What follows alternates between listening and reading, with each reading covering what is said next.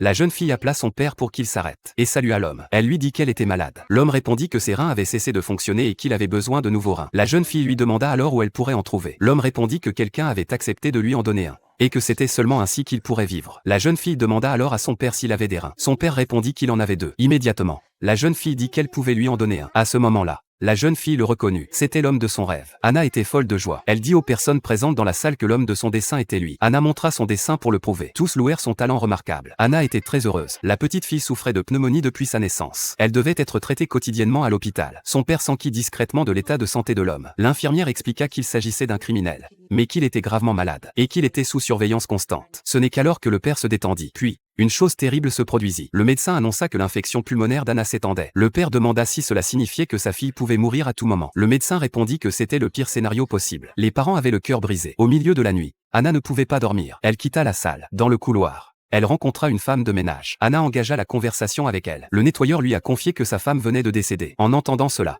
Anna a ressenti une profonde tristesse. Elle a promis de donner un tableau au nettoyeur lorsqu'elle partirait. Alors qu'elle s'apprêtait à partir, elle a aperçu son grand-père décédé. Guidé par son esprit, ils ont pris une décision. Le grand-père a appuyé sur la sonnette d'alarme d'urgence située à proximité. Les agents ont immédiatement été attirés par le son. À ce moment-là, Anna s'était glissée à l'intérieur. Anna a exprimé son souhait de devenir amie avec Mike. Mais Mike a refusé. Anna ne s'en est pas souciée. Au lieu de cela, elle a ramassé la Bible qui gisait sur le sol. Elle l'a délicatement posée sur sa poitrine. Et elle a souri, demandant à Mike de lui raconter une histoire. À ce moment-là, les agents ont enfoncé la porte. Anna a réagi rapidement et s'est enfuie en un instant. Les agents lui ont alors demandé à qui elle parlait. Mike répondit qu'il n'avait parlé à personne. De retour dans la chambre, grand-père l'aida à se border. Anna s'endormit rapidement. Elle pensait que tout allait dans le bon sens. Mais le lendemain, l'état d'Anna s'était aggravé. Sa respiration était devenue difficile, comme si un gros animal appuyait sur sa poitrine. L'instant d'après, les médecins la branchèrent à un respirateur. Tout le monde dans la chambre était affolé. Après avoir examiné Anna, le médecin semblait très inquiet. Son père était au bord de l'effondrement. Anna comprit que le temps pressait. Une seule pensée occupait son esprit. Elle devait aider Mike. Mais son père s'opposait farouchement à ce qu'elle fréquente un criminel. Interrogée par son père, Anna insista sur le fait que Mike était un homme bien. Elle a dit que Mike était comme son père. Tous deux avaient des tatouages. Son père lui a expliqué que les tatouages ne faisaient pas quelqu'un de bien. Anna a donc attendu que sa mère s'endorme. Puis elle a commencé à dessiner. Avec l'aide de son grand-père, elle a secrètement donné le dessin au nettoyeur. Anna a dit qu'il verrait sûrement sa femme. Après avoir tenu sa promesse,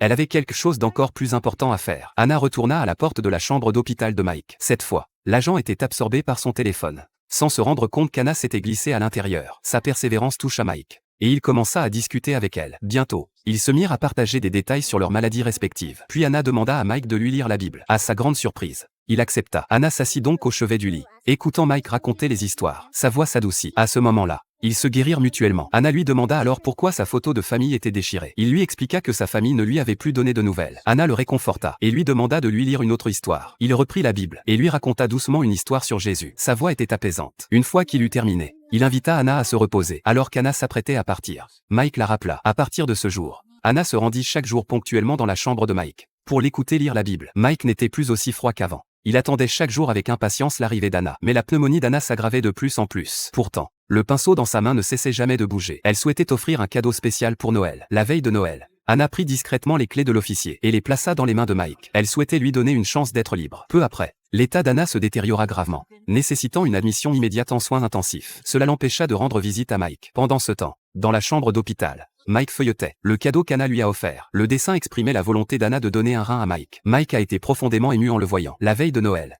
Anna est décédée malgré les efforts de réanimation. Sa mère était complètement dévastée. Mike a eu un terrible pressentiment. Il s'est appuyé contre le mur pour se rendre dans la chambre d'hôpital d'Anna. Mais il était arrivé trop tard. Finalement, Anna a fait don de tous ses organes. L'un de ses reins s'est avéré parfaitement compatible avec l'état de santé de Mike. L'opération de Mike s'est bien déroulée. Plus tard, grâce à son bon comportement en prison, Mike a obtenu une libération anticipée. Depuis, chaque Noël, Mike et sa famille se réunissent pour feuilleter le livre qu'Anna a laissé derrière elle.